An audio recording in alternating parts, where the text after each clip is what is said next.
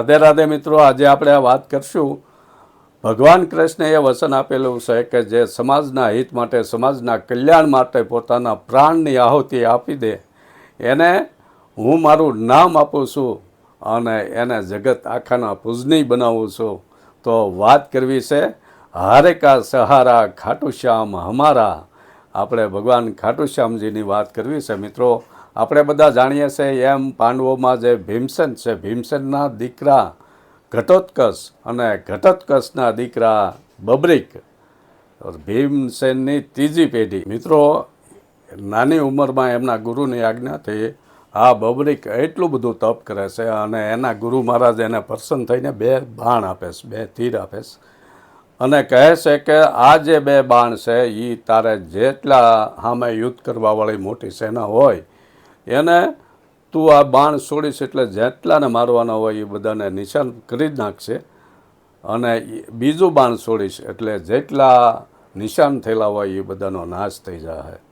મિત્રો, યુવાવસ્થામાં બબ્રીક પહોંચે છે અને તે દરમિયાન મહાભારતનું યુદ્ધ ચાલુ થાય છે અને હેડમ્બા જે ભીમસેનના પત્ની અને બબ્રીકના મા એને ખબર પડે છે કે મહાભારતમાં આવું ભીષણ યુદ્ધ ચાલુ થાય છે અને પાંડવો તો 5 જ છે, એની સેના પણ ટૂંકી છે અને સામે કૌરવો 100 છે ને એની સેના અવળું મોટું સૈન્ય છે એટલે એમની હાર, પાંડવોની હાર નિશ્ચિત થશે.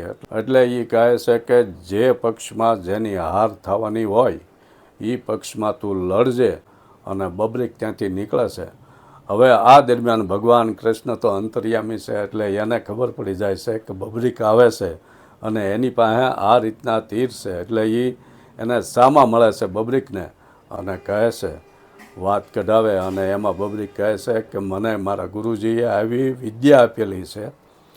તો ભગવાન કૃષ્ણ એને માટે પરીક્ષા લેવા માટે કહે છે કે કઈ રીતે છે.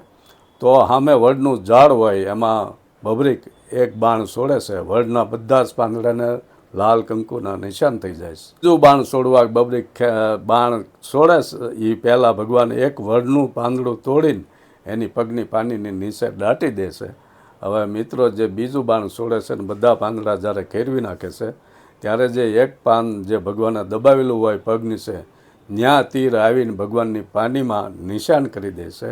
આગળની વાત આપણે આવતા વ્લોગમાં કરીશું. રાધે રાધે.